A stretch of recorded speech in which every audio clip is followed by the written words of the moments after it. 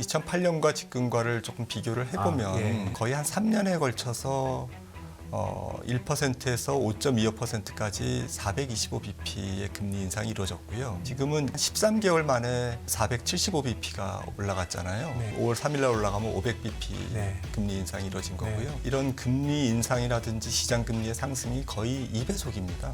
2배속, 3배속으로 지금 올라가고 있는데 금리 인상이 가파르다는 얘기는 뭔가 쏠림이 컸던 자산이라든지 과열된 자산을 건드린다는 얘기잖아요. 그 건드린 게 첫 번째 타자가 이제 국채 금리를 너무 이제 과도하게 미스매칭되게 갖고 있었던 은행들이 이게 어떤 게 과열돼 있는지 이렇게 시장이 다 이렇게 심판을 하고 있는 거죠. 지금 사람들이 도이치은행 얘기 나오니까 너 상업용 대출, 부동산 대출 많잖아. 많은 것도 아닙니다. 전체 대출의 7%인데 약한 고리를 지금 찾고 있습니다. 소음거리들 이런 것들이 모여서 경기를 위축시키는 거죠. 이코노미스트 김한진 박사님 어서 오세요. 안녕하세요. 안녕하세요. 월요일에 뵙다가 금요일에 뵙니까 또 새롭네요. 네. 박사님 뭐 확정은 아닙니다만 마음에 안 드시면 뭐 요청하셔도 됩니다. 근데 괜찮습니다. 제목이요 허허실실이에요. 네. 지금 들으신 거죠? 네. 우리가 안 가르쳐 드리는 게 저희. 그러니까 아니 근데 이게 뜻이 굉장히 좋습니다. 네. 허허실실이 뜻을 아세요? 허를 찌르고 실을 꾀하는 계책이거든요. 허실실이 웃고 뭐 이런 거 아니고요? 그거 아니고 찾아보십시오. 뜻을. 허허실실. 뜻이. 허를 찌르고 실을 꾀하는 계책. 부담되는데요. 그게 못 바꾸시게 하려고 그런 거 아니에요 지금? 그리고 또 다른 뜻이 이제 어떤 시장의 허와 실을 구별해 주실 또 기대감을 가지고 저희가. 노력하겠습니다. 와, 그렇게 신경을 되도록. 사실 많이 쓴 거네. 아이, 나는 그럼요. 허실실에서 그렇군요. 아유 신경 많이 썼죠. 박사님이신데. 네. 알겠습니다. 금요일부터 이제 함께 하실 텐데요. 자, 지난 한 주를 또 정리해 주시고 지난 한 주는 앞서서 좀 얘기했지만 고용에 대한 이슈가 좀 참 많았던 것 같아요. 고용 지표를 보면서 어떻게 시장 좀 지켜보셨는지 말씀 들어보고 싶습니다. 네, 조금 뭐 월말 월초가 경제 지표가 많이 발표되는 주간이고 특히 이제 뭐 고용의 주간이었다라고 생각을 할 수밖에 없는 계속 뭐 경제 지표가 나왔죠. ISM 제조업 지수가 일단 46.3 찍으면서 경기 식는다. 그리고 46대 찍었을 때 1950년 이후에 75%의 확률로 무조건 뭐 거의 75%니까 거의 대부분 경기 침체로 갔다. 그 숫자 46.3이라는 게 엄청 낮은 거죠? 낮긴 하죠. 근데 이제 지난번에 경기 침체기 때 금융위기 때는 이제 43점 몇인가로 이제 저점을 찍었고요. 그러니까 이제 50 밑에서 머무니까 기준선에서 한참 이제 아래로 향하고 있을 뿐만 아니라 통상 한 43 뭐 정도 되면 더 이상은 안 내려가고 올라가는 속성이 있는 이 ISM 지표의 속성상 ISM 지표가 역사가 깁니다. 한 100년 되거든요. 그래서 희한하게 또 잘 맞습니다. 우리나라 삼성전자 주가랑 ISM 제조업 지수 저점이랑은 뭐 거의 퍼펙트하게 그동안 보면. 그러니까 특히 이제 ISM 쪽에서 이제 제조업 주문 지수는 이제 선행 지표 중에 선행 지표이기 때문에 우리나라 뭐 소부장, 소재 부품, 장비 쪽의 원부자재, 중간재 부분에서는 선행성이 있는 지표죠. 이어서 이제 뭐 엊그제 나온 게 이제 서비스업 지표인데 서비스업 지표도 많이 떨어졌죠. 52.1인가. 아직 50 기준선을 조금 상회하고는 있지만 전월에 비해서는 많이 떨어졌고요. 특히 서비스업 쪽에서 이제 주문 지수가 62에서 50인가 뭐 한 10%포인트, 10포인트 떨어졌어요. 그러니까 이제 주문 지수라는 것은 이제 선행 지표이기 때문에 서비스업 경기도 식고 있다. 그다음에 이제 고용 지표도 뭐 줄줄이 조금 안 좋아졌습니다. 어제 실업수당 청구 건수도 22만 8천 건인가요? 조금 올라갔죠. 예상치보다 올라갔고. 그 전에도 이제 뭐 그 ADP 민간 고용 뭐 살짝 뭐 헷갈리게 나오긴 했습니다만은 그래도 예, 완화적인 거죠. 네, 완화적으로 예, 예. 나왔고 그래서 전반적으로 미국 경제가 이제 조금 하반기에는 본격적으로 좀 식는 게 아닌가 이렇게 지금 경기 나쁜 거를 굉장히 기다렸다는 듯이 예, 근데 네. 이 정도가 지금 연준이 기대하던 거 아닌가요? 사실은 저는 뭐 제가 감히 총평을 한다면 네. 정말 갈 길이 아직도 멀었는데 네. 시장이 너무 좀 그 기대감이 좀 크다라고 네. 생각을 합니다. 네. 그러니까 민간 일자리 수 뭐 오늘 나와봐야 알겠습니다만은 보통 뭐 컨센서스가 한 24만 건인데 네. 2017년에서 19년 그러니까 팬데믹 직전에 경기가 괜찮았을 때 그때 정도보다도 지금 결코 높은 거죠. 네, 낮은 게 아니거든요. 예, 예. 그리고 뭐 2010년부터 이렇게 평균치를 보면 사실은 한 15만 건 정도는 가야 월 그 신규 네. 비농업 일자리 수가 15만 건 정도까지는 낮아져야 그래도 경기가 조금 식었다라고 네. 얘기할 수가 있는데 아직까지도 20만 건 위에 있으니까 뭐 떨어진 게 지금 24만 건, 5만 건으로 지금 추정되고 있고 당장 뭐 10만 건으로 10만 건대로 내려가기는 좀 어려워 보이는 그러한 측면은 아직까지는 갈 길이 멀다. 네. 실업률도 아직 3.6%지 않습니까? 네.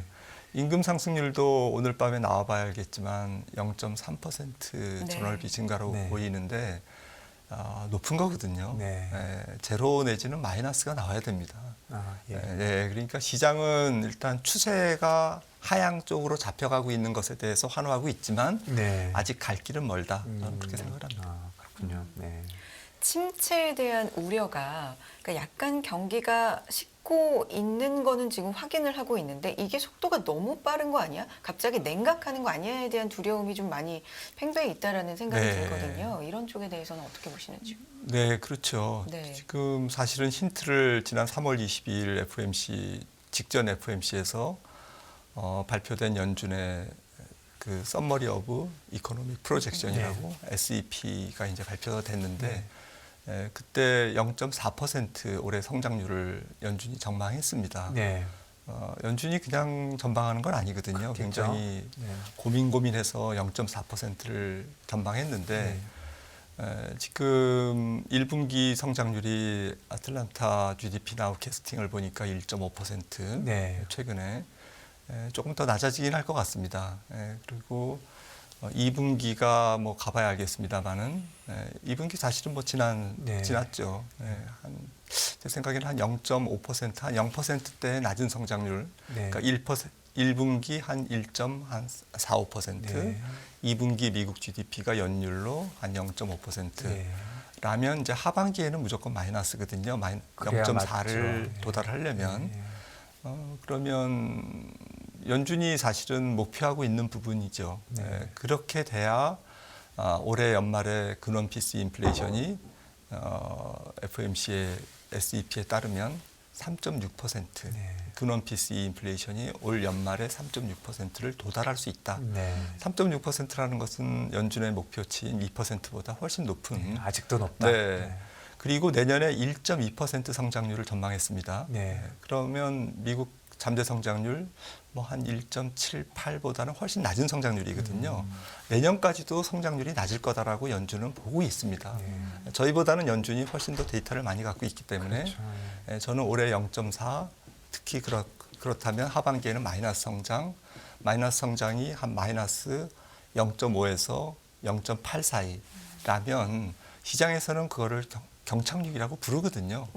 저는 경착륙으로 부르고 싶지 않습니다. 왜냐하면 그렇게 어마어마한 돈을 풀었는데 고작 한 2분기 정도 마이너스 0%대 성장률로 방어된다면 그거는 저는 기적이라고 생각하거든요.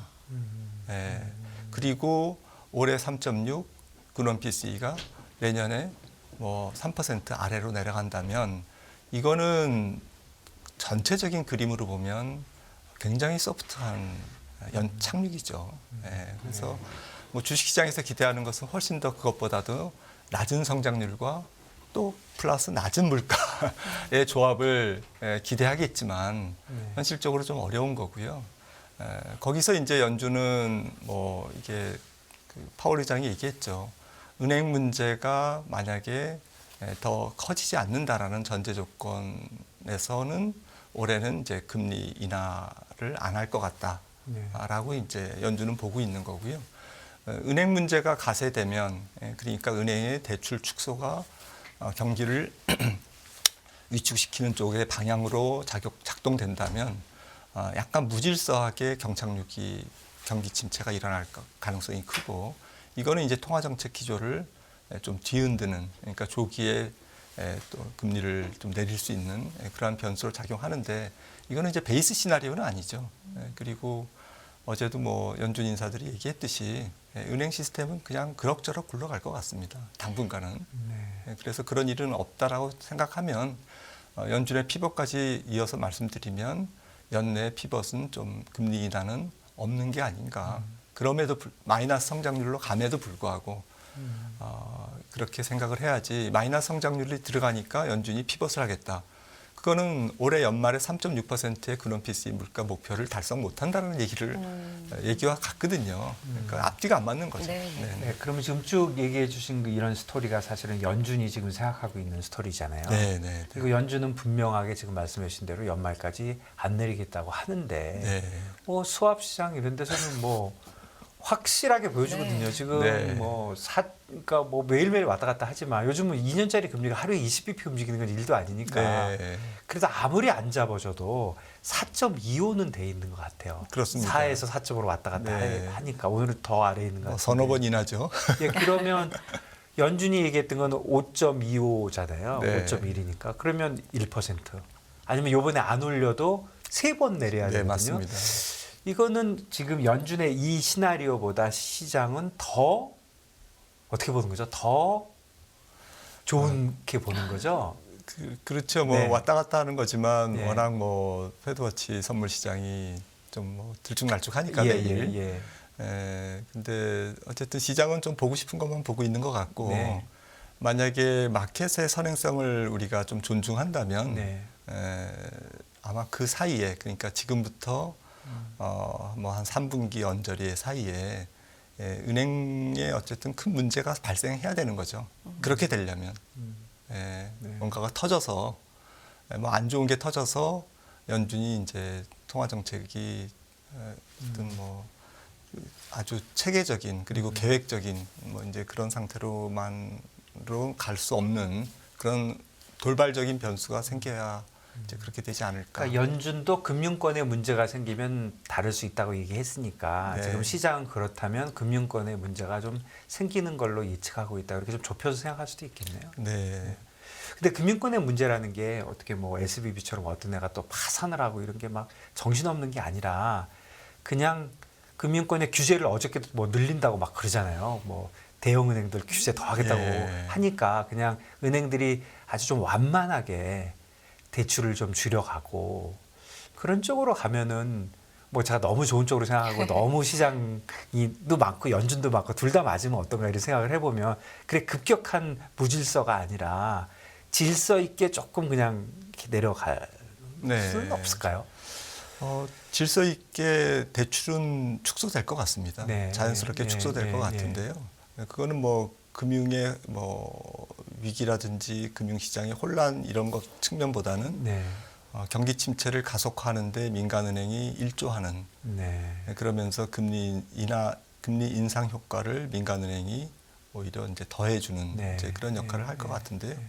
이미 조금 느린 뱅크런과 뭐 MMF 시장으로의 이제 자금의 쏠림 현상 계속 몰리고 있고 그리고 대형은행마저도 느린 뱅크런이 일어나고 있고 MMF 머니마켓 펀드로 들어간다는 얘기는 돈이 이제 서로 못 믿겠다라는 거잖아요. 그 대출 여력이 떨어지는 거죠? 대출 여력이 떨어지고 그래서 저는 이 문제를 2008년과 지금과를 조금 비교를 해보면 지난번에도 한번 출연했을 때 말씀드렸습니다만은 2008년에는 사실 거의 한 3년에 걸쳐서 1%에서 5.25%까지 425bp의 금리 인상이 이루어졌고요. 네. 지금은 1년 그러니까 한 13개월 만에 475bp가 올라갔잖아요. 네. 지금 5월 3일 날 올라가면 500bp 네. 금리 인상이 이루어진 네. 거고요. 미국채 10년물도 그때는 4년에 걸쳐서 한 425bp 올랐습니다. 네. 근데 지금은 2년에 걸쳐서 거의 500bp 네. 가까이 올랐거든요. 맞습니다. 예. 그러니까 이런 금리 인상이라든지 시장 금리의 상승이 거의 2배속입니다. 2배속, 3배속으로 지금 네. 올라가고 있는데 당시에는 2008년에는 이제 금융 당국도 파악하지 못했던 대규모 파생 상품이 이제 드글드글했던 거고 네. 지금은 이제 그런 것은 없고 없는 걸로 파악되고 있고 은행의 이제 자기 자본 비율 규제라든지 건전성 규제가 훨씬 타이트해져서 금융 시스템의 불안 요인이 없는 거는 맞습니다. 그러니까 균형적으로 생각하자는 거죠. 네. 그런 대규모 파생 상품은 지금은 없는 거는 괜찮지만 금리 인상 속도라든지 금리 인상이 가파르다는 얘기는 뭔가 쏠림이 컸던 자산이라든지 과열된 자산을 건드린다는 얘기잖아요. 그 건드린 게 첫 번째 타자가 이제 국채 금리를 너무 이제 과도하게 미스매칭되게 갖고 있었던 은행들이 이제 문제가 생긴 거고 SBB가 그리고 이제 그 전에 이제 코인이 한번 무너졌던 거고요. 그렇게 이제 돌아가면서 이게 어떤 게 과열돼 있는지 이렇게 시장이 다 이렇게 심판을 하고 있는 거죠. 네. 그런데 이제 지금 사람들이 도이치은행 얘기 나오니까 너 상업용 대출, 부동산 대출 많잖아. 많은 것도 아닙니다. 전체 대출의 7%인데. 뭐 그냥 괜히 그냥 찝쩍거리는 거죠. 그러면서 이제 상업용 부동산에 대해서 열심히 뭐 이제 사람들이 분석을 해보니까 네. 야, 괜찮네. 너 뭐 10년간 1조 5천억 달러에서 3조 달러까지 늘었잖아. 맞아요. 그 중에 뭐 우리나라 PF 부실도 뭐 저기 현장마다 다르듯이 상업용 부동산도 부실한 상업용 대출이 있잖아요. 그렇겠죠. 담보가 부족하다든지 아니면 지금도 NAV가 떨어진다든지 이런 것들이 있으니까 이게 터지면 이게 뭐 금융위기 아니냐 이렇게 사람들이 이제 불안하게 생각하는 것은 일견으로는 한편으로는 너무 이제 좀 확대 해석한다라고 볼 수도 있지만 또 한편으로는 이 과열된 자산에 대해서 사람들이 그만큼 민감하다. 민감하고 예의주시하고 있다라는 것은 그건 맞는 거죠. 그렇죠. 그냥 돌아가면서 과열된 자산에 대해서 뭐 표현이 그렇습니다만 약간의 심판, 약간의 그 검증, 표검사 이런 부분들이 이루어지고 있기 때문에 약한 고리를 지금 찾고 있습니다. 시장은. 의심을 하고 있는 거예요. 의심을 하고 있는 거죠. 뒷주머니에 뭐가 있는지 지금 이제 다 까봐 그러는 거죠. 근데 이런 부분들이 계속될 거라는 거죠. 하반기에도 계속되고 말씀 주신 은행 대출의 축소부터 시작해서 또 뭐 추가적인 어떤 금융시장의 크고 작은 소음거리들 이런 것들이 모여서 경기를 위축시키는 거죠. 근데 은행권의 그 대출을 이제 안 해주면 전에는 금리를 전체적으로 올리니까 다 같이 괴로웠는데 이제는 찍어서 안 주면 약한 사람은 더 괴롭잖아요. 그러니까 거기서도 뭔가 터질 수 있다 이렇게 지금 보는 건가요? 그렇죠. 아무래도 지금 자금 시장은 좀 빈익빈 부익부 현상이 명확하고요. 특히나 지금 하이힐드가 아직까지는 뭐 투기 등급 회사채 스프레드가 금리가 아직까지는 그렇게 높지는 않지만 지금은 좀 버티고 있는 것 같아요. 위기 상황은 아니지만 이게 조금 경기 침체랑 맞물려서 진행되면 돈이 어쨌든 잘 안 돈다. 그리고 단기 부동화된다. 그리고 서로 못 믿는다. 그런 상태에서 경기가 침체된다. 이걸 다 더해보면 결국 자금 사정이 안 좋은 기업들은 돈 구하기가 더 어렵다라는 거거든요. 그게 이제 가계 부분일 수도 있고 기업일 수도 있고 전체 국가 단위도 될 수 있고 이런 부분들이 올 하반기에서 내년 사이에 조금 취약한 차주들, 취약한 경제 주체들이 돈을 못 구해서 조금 문제가 생기는 이런 일들이 계속 생길 거다라는 거죠. 이런 부분들은 사실은 또 경기 침체 요인이 되기도 하고요. 사실 시장을 좀 나눠서 보면 시장별로 요즘 뭐 다 다 따로 가잖아요. 너는 모르겠고. 네. 근데 국채 시장은 확실히 인세션을 이제 반영했다고 봐지고요. 금리가 뭐 이렇게 내려왔으니까. 3.3이니까요. 예, 10년물이. 그리고 지금 말씀해 주신 대로 그럼에도 불구하고 하이힐드는 엄청 불안해 하는데 스프레드 보니까 별로 떨어지지도 않았어요. 네. 그리고 주식 시장 사실 조금 뭐 주식 하시는 분들은 좀 마음에 들차시겠지만 사실 잘 안 떨어지고 있는 잘 거죠. 안 떨어지는 거죠. 예, 엄청 위에 지금 위에 네. 뭐 너무 싫어하겠다 사람들이. 근데 주식시장 잘 버티고 있고, 그럼 결국 쉽게 보면 본드 시장은 채권 국채 시장은 리세션을 확실하게 반영하는데 네. 크레딧 시장과 주식 시장은 반영하지 않고 있는 네. 진짜 어려운 시장이네요. 그럼 이제 어떻게 해야 되나요? 그래서 저는 뭐 네. 주식시장 입장에서는 이제 하반기에 조금 한번 전저점을 테스트할 거라고 생각을 합니다. 아 예. 경기 침체 온다라는 것은 뭐 사람들이 대충 감을 잡고 있지만 네. 막상 마이너스 성장률이 찍히고 분기 실적이 생각보다 안 좋게 나오면 주식시장이 좀 못 버티는 장면이 한 번쯤은 나오거든요. 네, 그게 이제 뭐 우리나라 코스피로는 지난 9월달에 뭐 2,130이라든지 네, 나스닥은 이제 S&P는 한 3,800이라든지 네. 뭐 이런 견고한 지지선이 한번 이제 테스트 당할 수 있고요. 네. 전저점을 조금 살짝 깰 수가 네, 있는 네. 장면이 나오는 거죠. 네. 그 전까지는 이제 버틸 때까지 버틸 것 같습니다. 네. 이번 달 또 6월 달까지 네. 한 여름까지는 저는 뭐 한 6, 7월까지는 버티지 않을까 박스권으로 이렇게 생각을 하고 있는 이유는 6월까지는 물가가 조금 그래도 낮아질 것 같아요. 네. 지금 어쨌든 캐나다의 호주 또 어제 뭐 인도. 예. 아무튼 이제 금리를 이제 그 대단원의 막을 내리는 금리 인상의 막을 내리는 이제 그런 행보를 보이고 있는데 이게 한 6월까지 6, 7월까지는 이어질 것 같고요. 돌이켜 보면 미국 CPI가 고점을 찍은 게 작년 6월에 9.1%였는데 산수적으로 6월까지는 한 0.5% 전월비 요 정도로만 올라도 물가가 내려갑니다. YOY로는. 그렇죠. 네. 근데 7월부터는 달라요. 7월부터는 0.3% 정도 전월비 증가하더라도 연말에 6%를 못 깨요.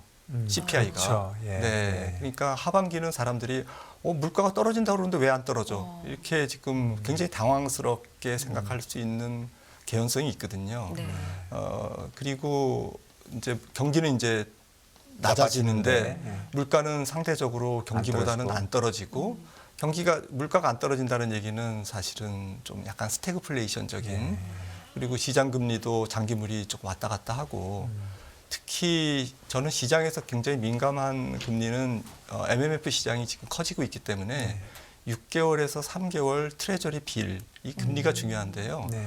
이게 약간 바로메타가 될 것 같습니다. 네. 그래서 저도 개인적으로 주식시장의 약간 환경을 볼 때 아주 단기물을 투자하기 위해서라는 거라기보다는 6개월, 3개월 물이 떨어져야 시장이 좀 편해지는데 네. 이게 안 떨어진다는 얘기는 3개월만 맡겨도 안전하게 5% 거의 지금 받을 수 있거든요. 네. 그래서 롤오버 하면 1년 내내 5%를 버는데 S&P 500 18배면 주식 기대 수익률이 5.3% 되는데 1 나누기 18하면 0.3%포인트 먹으려고 주식시장에 들어가는 큰 자금들은 없거든요. 시장의 수급이 개선될 수가 없다라는 거죠. 단기물이 안 떨어지면. 단기물이 안 떨어진다는 얘기는 시장이 그만큼 금융 시스템이 약간 불안하고 경기가 불안하고 서로 못 믿고 금융 신뢰가 아직은 회복이 안 되는 상태라는 것을 반증하는 거거든요. 이런 바로메타를 좀 보시면서 투자하시면 좋을 것 같은데 아무튼 하반기에는 조금 경기는 좀 안 좋아지고 그리고 물가는 천천히 떨어지고 그러면서 만약에 물가가 잘 안 떨어지면 다시 연준이 금리를 인상한다라는 얘기가 나올 수도 있습니다. 왜냐하면은 연말에 뭐 CPI가 3% 아래로 깰 것 같은 분위기에다가 4%도 달성하기 어렵다. 근원 PC 연준이 예상한 3.6%도 연말에 달성하기 어렵다. 만약에 이렇게 되면 거기다가 유가까지 도와주지 않는다면 상품 물가까지도 도와주지 않는다면 분위기 썰렁해지는 거죠. 네.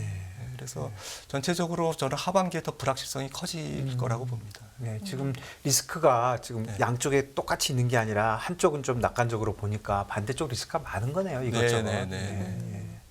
CPI가 6월까지는 뭐 전년 동기 대비 그 비교해서라도 완만하게라도 떨어지겠지만 7월부터는 좀 물음표다. 네, 그게 YOY의 그 뭐라 그럴까요? 착각이라 그럴까? 네, 착시죠. 착시가 있는 거죠. 네, 워낙 높았기 때문에. 워낙 높았기 때문에. 네.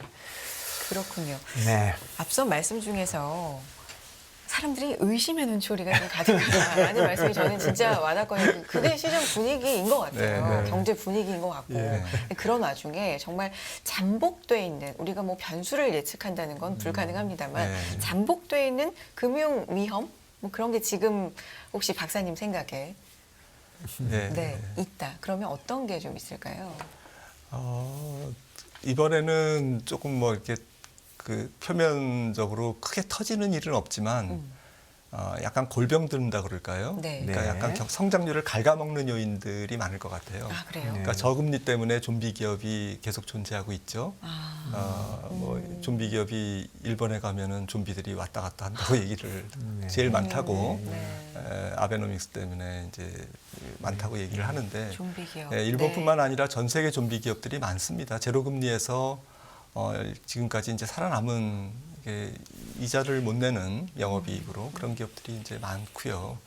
그런 기업들이 경제 효율성을 갉아먹으면서 저성장의 요인으로 작용하고 있는 거고. 그다음에 이제 제로금리 때, 그러니까 2013년에서 뭐 한 2017년 정도의 낮은 금리 상황에서 증가한 자산을 잘 살펴볼 필요가 있는데 그게 아까 말씀드렸던 상업용 부동산이긴 합니다. 잔고가 1조 5천억 달러에서 3조 달러까지 최근 7, 8년간 2배로 증가했는데 증가율이 굉장히 높죠.